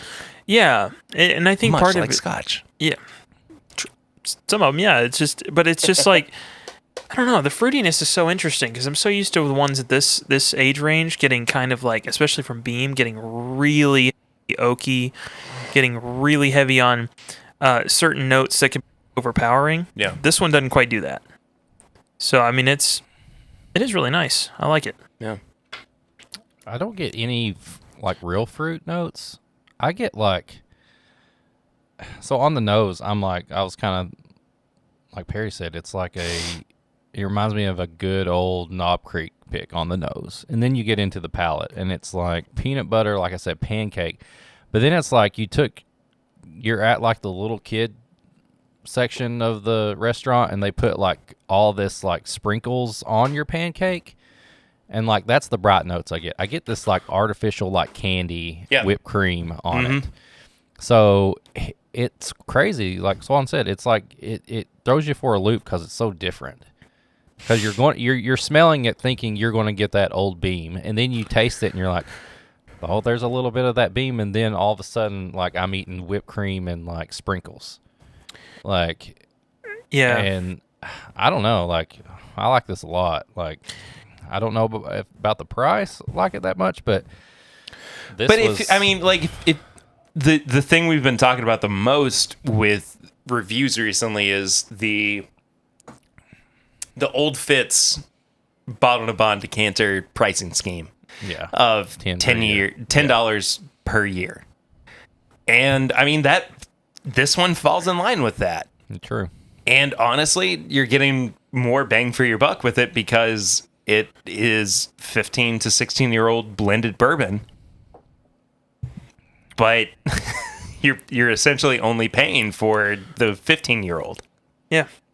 So what do you guys think what would happen if this was like 121 proof or something like that? Like close to that 125, 120. Well, that's kind of what I was saying, is that at a higher proof, I think that it would show itself to be a more complex and a just kind of overall a better bourbon. And it's not to say that this is bad for what it is, but I think being the proof hounds that we are, we want something that's got a little bit more bite. We want something that's just showing up a little bit more. And in this case, it's great for what it is, but I cannot help but compare it to those 15-year-old single barrels that we got a couple years ago. And in a vacuum, this is probably like near close to a perfect score. But we're not in a vacuum, and we know what we can get value-wise at particular prices. So I'm kind of left going, yes, this is great, but what else can we do with it? At 108 proof, I just want more. I just want more from it. I'm very happy with the proof point. I would love to get a cask strength. I did add some water to it. It held up at that lower proof as well. I probably honestly watered it down too much. But I'm not mad at it. I think it's good. I think it's a very complete whiskey, which I appreciate. I agree. I think it's just the it's curiosity well crafted. Of like, What? Because I think a lot of times you get that it's so good, you're like, how much better could it be? Yeah. 120s or whatever. Yep. Yeah, and I really appreciate that. Like, this shows off their ability to blend, I think, better than the other one, just because, I mean, taking a 15-year-old whiskey and not having those overpowering oak notes is honestly extremely impressive, way more impressive than, the caveat we often give younger whiskey. Oh, it doesn't taste like it's X years old. Yeah. So I think that's really nice, because there's not a whole lot that I can really say that with. I mean, even the 15-year-old like whiskey drummer, it's oaky. I just love the oak. And then with this, it does drink slightly. I think it's, again, the proof. It doesn't drink as oaky, and it's got some fruit sweetness in there. It's got some dates in there. I mean, it's still has that classic like nuttiness, but it's not overpowering. The oak's there, and then that slight smoke on the finish is. I mean, to me, that's like, it's something I didn't know that I wanted as a bourbon drinker. Sure, and it's coming through. So I really appreciate this whiskey. Yeah, I do too. It's just the more time that I spend with it, the more I keep thinking, but what if? So but that's my own personal bias. Yeah, taking it at face value and thinking about what this is, It's phenomenal. Yeah. It really is. It's a very well crafted bourbon. Mm-hmm. I think. But so nose palate finish price. Eric, I'm going to let you go first on this one. I went a 3.5. I think it's slightly better than a lot of the stuff as far as like Knob Creek picks go. It's kind of right on the line of the good ones, but it's got this little bit of like peanut butter pancake that I like. Yeah. So I went 3.5 on that one. I gave it a 4.5. Wow. Yeah. Man. I really like this whiskey. No, it's I mean, it's pretty much everything that I would want out of it. I agree that the half a point is probably just the proof. I want it to be a little more. I mean, anytime you can get it at cask strength, it's going to be phenomenal. But I think that's the only thing holding it back. And who knows? I mean, if we were able to try this at cask strength, I might be like, oh, that's too much. Cut it down. It's not refined enough, you know. But I'm reserving that half point for the what if factor. Yeah, that's where I'm at with a 4. Yeah, What just happened? I got 10% left. Oh, okay. It's killing my phone quickly. Do you need a charger? If you got one. Charge me, daddy. Shut up. You weirdo. I told him earlier that I was bringing or I was about to pour the samples for today. Mm-hmm. He goes, "Oh, pour me, daddy." Just stop. Will it plug into the? It'll plug into my computer. Gotcha. Look at you. Look at you. All right, Good. Okay. we're charging now. We're good. Right. Awesome.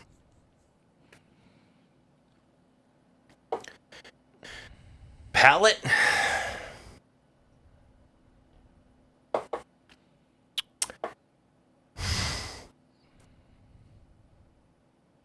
I think that it really does drink like an LE slightly higher value product. Mhm. I think I'm gonna give it a 4 again. I really enjoy this. I really enjoy drinking this bourbon. I'm giving it. Go ahead. Go ahead. You go. I'm giving it a 5. Wow! Yeah, Holy moly! I think this is one of the best things I've had this year, palate wise. Oh my gosh! Yeah. Nice. Yeah, because it's Do you want to take this home with you? yes.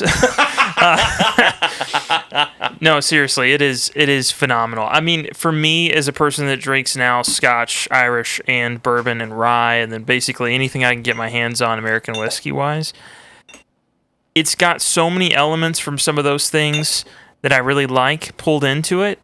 But I could see somebody that was just a straight up bourbon drinker, maybe not enjoying this as much as a classic flavor. You know, Yeah. like if you're comparing it to the Knob Creek profile, this is much further away from your classic profile.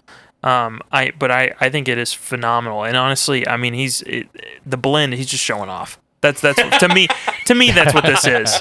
Yeah, the first one was like, I'm going to try to impress some people, and then the second one is like, I know what I'm doing. Yeah. Shut up, sit down, drink the stuff. Like that's how it's reading to me. Nice. All right. Yeah. I gave it a 4. I like this a lot. It reminds me of a Knob Creek finished in whipped cream and sprinkles. Maybe it's a little too sweet for some people that maybe want that like bold like rye spice and stuff, but man, I love it. Like this is like freaking like a sweet tooth bomb on the palate to me. There you go. I gave him a 2-ounce sample. Damn, Oh, yeah. there you go. No, I'll be tracking one of these down. Finished though. Not my favorite part of this, but I do still think that it is enticing me to go back. I gave it a 3.5. Gotcha. My favorite part of it. Even though you gave the palette a 5? It's also a 5. Oh my gosh, dude. No, seriously, this is like it. I think what it is like if you're really into Jim Beam as like a classic profile, you may not love this one, but again, as like somebody that enjoys some stuff out of Scotch, this stuff is phenomenal. It's a 5 for me. The slight smokiness you get on the end is just amazing. Yeah, I like it. I gave it a 3.5. I think it's a great finish, but like I'm not, like Swan said, I'm not a big fan of the smoke, and I lose a lot of that sweet tooth on the finish. So if you like sweet, you may not like the finish as much. If you're like Swan and you like the smokiness and stuff, then this is your shit right here, because it is smoky, and believe me, like, you're either going to love it, I think, or you're just going to be like, It's not even. It's not even like a peat smoke. It's like almost like a hickory smoke. Yeah, definitely. Yeah. Yep. I don't know. Wow. Man, I'm on extremes today. Yeah, you're not kidding. Give it a 5 or a 20 or nothing. All right, so $150 a bottle. It's a bite, but I don't think that it's inappropriate for what this product is. That's a 4 for me. Yeah, I'm giving it a 4.5. I liked it. Yeah. I mean, obviously better than you, but also for me, like, what you're getting is it's phenomenal. Stats wise, even just looking at it, it's a good deal. Eric? 3.5. I mean, it is what it is. I was thinking, like Perry said, the 10 per year, and I feel like that's right in the middle, and I feel like I got a little bit more for my buck, so I gave it a 3.5. So that puts me in a 19. Yeah, it does. I think that's one of the highest I've ever reviewed. I think that might be the highest you've ever given. Fans of Swan are like, give me that fucking bourbon right No, I could see some people that enjoy anything peated or anything like that, really, really digging this whiskey. Outside of that, I think it could be something maybe you just don't feel like spending the money on. I totally get it. I think I gave it a 15.5. I was 14.5. So that's a recommend from all of us. Yeah, no, it's absolutely a recommend. It's by the distillery from Swan. Actually, I would not recommend it. Leave them all for me.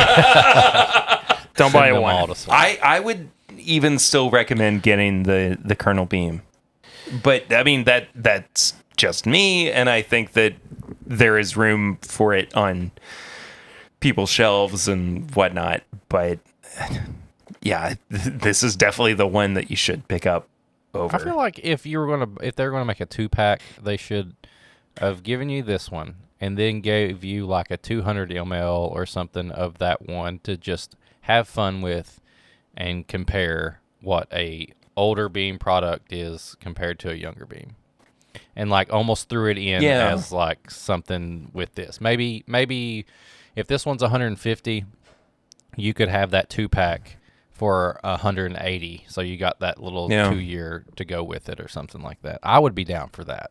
I want like an advent calendar going from like 1 to 15. I think I would love that. That would be fun. Yeah. Excuse me. He's alive. He's still good. He's barely. You know what else is fun though? What? Tips and bits. Tips and bits. Our recommendation part of the show. What do you guys have to recommend to the listeners right now? How did I forget that we were like doing this section? The thing, you did this for like 2 years. And now you're just like, I don't know. I couldn't even remember what I had for breakfast. What are you doing to me here? Should I start? recommend this 15 to 6-year-old Jim Beam product. Yeah, for real. Should I start then? Yeah, go for it. So, 2 things. I have really, really been enjoying the new Ms. Marvel series on Disney Plus. As of recording, the second episode just came out. It's just fun. It's just fun Marvel superhero stuff that I know that it gets really serious a lot of times, but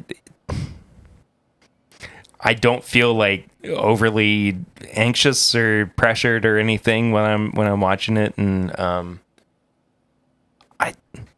don't know. Eric and I talked about it not too long ago, and we kind of were not really sure how we felt about it. But I think with episode 2, like, it's kind of doing what I said. Like, yeah, it was kind of cute and fun at the beginning. Yeah. I don't know if I was ready for that, but I was like, I think it may get better, or I want it to get it did. just progress. And after episode 2, like, it just it feels like it's going up a hill. Like, we're just progressing as we go.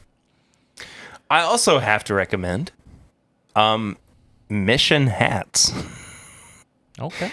Which is what I'm wearing right now, or well, I'm holding in front of myself.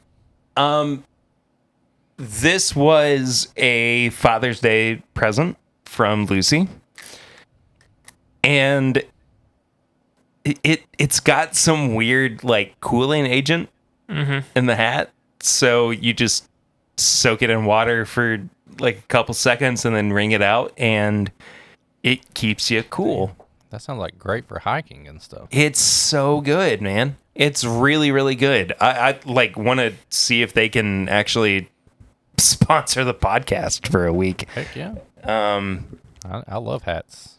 I have no hair, so you've got a lot of hair right now. It's growing back. My spray that's not just good for your junk is actually working great on my head. So I cannot wait for like 2 more months to see if my hair grows back even better. So it's going to be weird if you come in with like just luscious hair just flowing behind you. It's not weird. We're here for it, man. You do it. You do it. I just don't want to be bald. I like you with the shaved head though. I know, but there's like 1,000 other dudes that are shaved head, beard, backwards. Yeah, but hat you're guys. my shaved head, beard with a hat, dude. Now that you say it like that, I could get a tattoo on my head. What Robert is Perry? All right, what does April prefer? You know what's funny? Getting into my life right now, it was always like, you know what? I really like the shaved head. And then when I started growing my hair back, she was like, oh, I really like being able to put my hand through your hair there. And so I'm like, well, what do you want? What do you want? I know. I get that. So yeah. Anyway, sorry. Anyway, hats. No. Yeah. Anyway, that particular hat was my thing. Who wants to go next? I can go. Yeah, you go for it, man. Swan's still not sure what he's going to actually recommend. Yeah. So me and the boys went and watched Lightyear, the Buzz Lightyear movie, which I highly recommend. I got an email and it was like, do you want to go watch Buzz Lightyear a day early? And I was like, you know what? I got 2 boys who are driving me crazy. And yes, I do. So the Buzz Lightyear movie is... So it's not like the toy Buzz. It's based on the movie that they made the action figure from. Yeah, no. It's the movie that Andy saw. Yeah, and they made the action figure from it. Based on, in that universe, yes. the actual Buzz Lightyear. It's not like... That's what I'm saying. No, that's what it... Is it, though? It says in 1995, Andy watched this movie. This was Andy's favorite movie. Right. Right. And then they made an action figure based on that movie. Right. And that's the Buzz Lightyear action figure. But that movie was based on a person within the Toy Story universe who was named Buzz Lightyear. No, I feel like it's like we have Avengers movies and they make toys based on the Avengers movies. And our kids play with that. You know what I mean? Yeah. Sorry. Late breaking news. Jackie Zykan is leaving Old Forester. Oh, shit. Wow. She got anything else lined up, or just? Old Forester Master Taster Jackie Zykan is stepping away. Press release just issued stated she is off to pursue other career opportunities. So she might not even be within the bourbon world anymore. That's crazy. Anyway, I sorry. don't blame her. Okay. I don't know how to follow up that breaking news. Sorry. Other It than- just hit, and I had to bring it up. Other than if you like Toy Story, and I'm confused I love about Toy Story. Yes, I'm confused about if it was based in my head, it was a movie within the Toy Story universe, and that's why they made Buzz. Am I wrong? No, but I think that there is also like another level that No, but you could be more correct. you could be, but I think that the character of Buzz Lightyear is supposed to be based on a real world astronaut in Toy Story. Yeah, but okay. But the movie I watched has nothing to do with the real world stuff. Like there's No, real world aliens and within robots Toy and Story. stuff. Okay, well they don't talk about that in the movie. Okay. So this is a movie that's like a mix of aliens. Andy saw this movie. Andy saw this movie, then they made an action figure, and he bought the action figure he got the action figure for his birthday Yes. because he didn't have Buzz until the movie already came out. Yes. Anyway, What are you confused on? I'm so confused. But it's like aliens and Star Wars and like Prometheus. I know that's part of the alien universe. All that mixed together in a movie that's not a kid movie, but it's not an adult movie, and it's fun, and it's a highly recommend for me, especially if you like Toy Story, because they do a lot of like, yeah, they have the old school suit, and then he has a different suit, and then he gets it back. Yeah. And he's doing a lot of like the talking to his, his captain's log and his lasers and all that stuff. So, kids, adults, watch the Lightyear movie. I don't know. I'm confused about where it comes from now. Perry's making me rethink everything that I thought about before I did this recommendation. So, Rightfully so. yes. Anyway.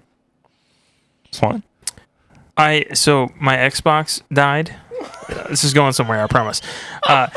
It completely ate it. Let your consoles crap out. Yeah. So I had one of like the old ones. So it was like when it first came out, the previous Xbox release. So I walked into GameStop and they had one of the new ones, and so I bought it. The one that looks like a brick that's not been laid with other bricks. Series Like X? Right. Looks like a little Sure. mini fridge. Yeah, little mini fridge. That thing is amazing, first off, but really, I got a free game when I bought it because it was part of some bundle, so Oh, wow. I picked up, I was like, I haven't played Skyrim in forever. I went back and played that game.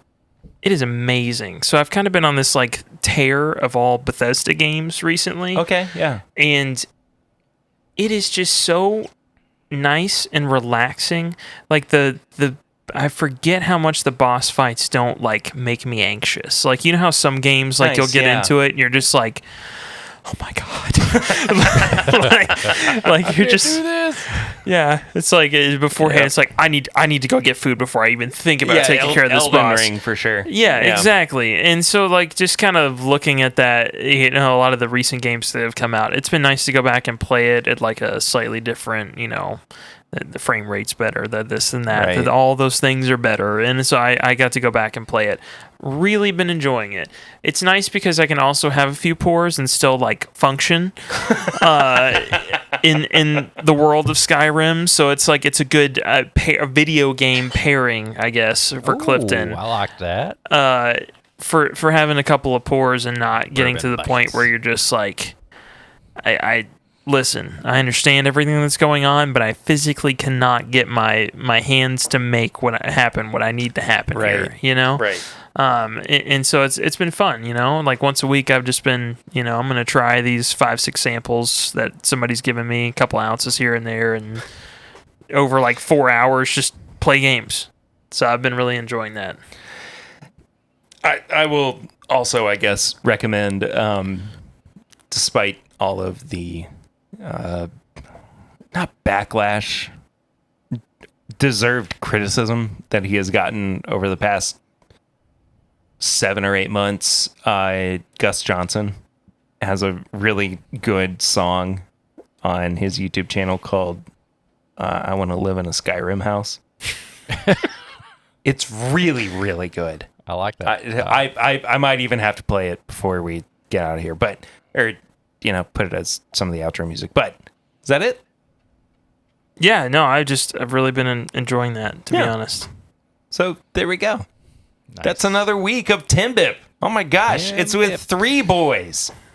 We them boys. Not the distillery, but no, we're not them boys. Not them boys. We Not them boys. We us boys. us boys. Us boys. These Oh. boys. Us boys. I like it. That's our boy band. Us boys. Us boys. There's 3 of us. Yeah, screw the news boys. We're the us boys. Folks, just thank you so much for listening. Eric, I know that you normally take us home, so I'm going to let you go ahead and do just that, please. Unless Swan wants to. I don't know what I'm doing. Yeah, take us home, Eric. If you want to support the show, you can go to patreon.com/mybourbonpodcast. For as little as $1 a month, you can support the show. And at $5, you get all the uncut stuff, all the pregame chats and the Porch from the Floor, Sample Irresistible, just all the stuff that you don't hear on this episode. And then if you want to send us a sample or a suggestion for a review or a pairing, send an email to thisismybourbonshop@gmail.com. And then you can check out all the merchandise on bourbonshop.threadless.com or at whiskeymutant.shopify.com. If you want to leave a message for us on the Barrel Ring segment, 859-428-8253. We'll play your voicemail and then we'll reply to you. And then on all social media, it's at MyBourbonPod, Facebook, Twitter, Instagram. You can follow me at Whiskey Mutant. You can follow Swan at SwanTBF. And then you can go to YouTube and search This Is My Bourbon Podcast. Perry goes live every Thursday night at 8. I try to join him. I guess this is not coming out at that time, but I'll be on with him. By this tonight. point, it'll have been a couple weeks So ago. you can go back and look, and I'll be on with him. Yep. And then you can leave a 5-star review or rating on Apple Podcast or Spotify.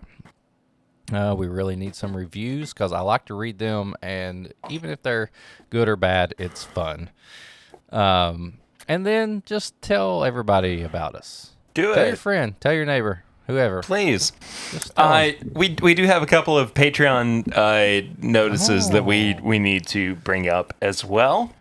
No new patrons, but I will say that we did have some patrons up their pledges Give this it week. up.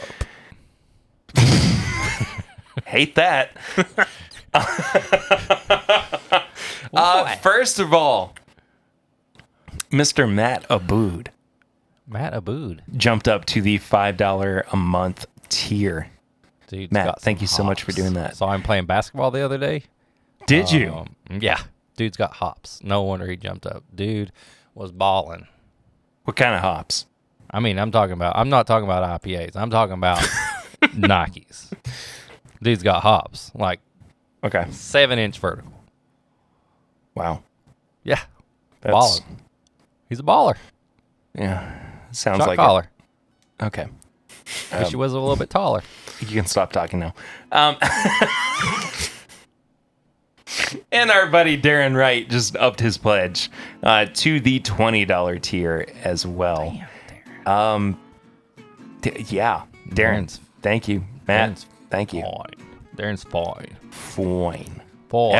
F-O-Y-N-E. Yeah, dude. Dude's rolling around Louisville. He's a baller, too. Just going all out.